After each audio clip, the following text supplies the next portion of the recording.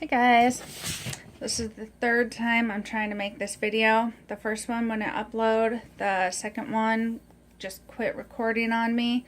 So I'm gonna go through this really quickly and hopefully my phone won't stop and mess it up. I've been having a lot of anxiety lately, and it has stopped me from doing pretty much everything, including a dream that I've been working towards for years now. That's no good. Fact of the matter is that everybody, at some point in time, everybody has a dream of something that they want to be, something that they want to do, something that they want to have. Most people do not go after their dreams because of fear. Now, let's face it, anxiety and panic can take a tiny bit of fear and blow it up into like a universe full of fear. So it is harder for us that suffer anxiety and panic. So because of that, I wanted to go over a couple words. We've been talking about positive words lately. What I have here, okay, is a negative word. Rejection. It is a negative word by itself. But really, it's only a negative if you let it stop you. Okay? Unless you live in a bubble, in a hole in the ground where people can't find you, you're always going to get rejection. There is always going to be rejection. However, we have to decide, are we bigger than that? Are we going to let it stop us, or are we going to keep moving on to the next opportunity? I have a couple examples for you. Michael Jordan, I think probably everybody knows who he is. When he was a little kid, he was not allowed to play with the other kids at the playground, play basketball. They said no because he was too short. When he went on to high school, he joined the high school basketball team and was kicked off and went home and cried. That's a lot of rejection for a kid to take. But his dream was bigger than any fear of rejection.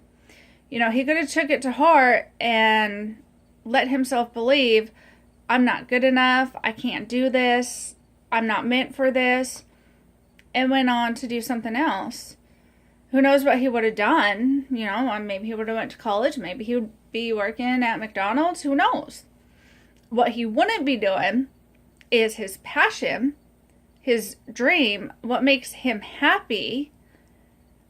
You know, he went on to become a professional basketball player that has done such amazing things that they have done scientific studies trying to figure out, how does that guy jump like he does? You know, rejection is only bad if you let it stop you. J.K. Rowling, the author of Harry Potter, that I love, she was turned down by 12 publishers. A lot of people would have given up after 1 or 2, even 5 or 6. She didn't give up. And, you know, those 12 publishers must be kicking themselves now. But you see, that is why we can't let rejection stop us. We got to keep going. Criticism. Criticism. I hate criticism. I hate it. However, we all are going to be criticized. There's really no stopping that. Unless, again, we go into a bubble and a hole in the ground, which probably sometimes, I'm sure some of you guys know the feeling of wishing we could. I do. But what kind of life would that be? Okay. Criticism is not anything about us.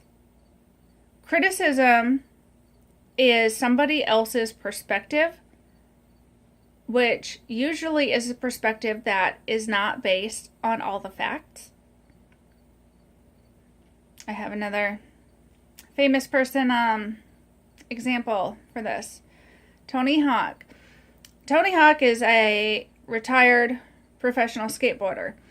He at one point was videoed. He was holding his daughter on a skateboard, and he got a lot of criticism for it. You know, he was the bad parent and all of that. Well, instead of crawling into a hole and throwing away the skateboard because of the criticism, he pulled out the facts that the people who are doing the criticizing did not know.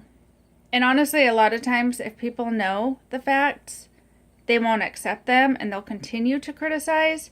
So no matter what, criticism, don't even pay attention to it.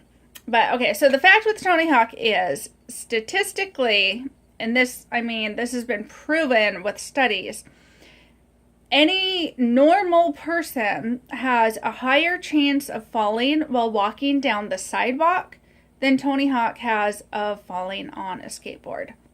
So statistically, if I'm walking down the street holding my child, that child and me, we're at a bigger risk of falling than Tony Hawk and his daughter were of falling on a skateboard.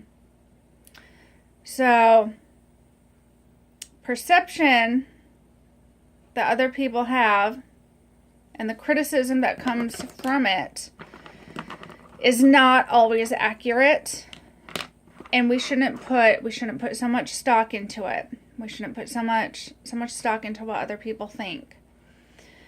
So I'm gonna stop here before my phone stops or before it tells me that I can't upload this or something. But I hope that it was a good thing for some of you to think about. It's definitely something that I'm gonna be thinking about today. So I hope you all have a good day.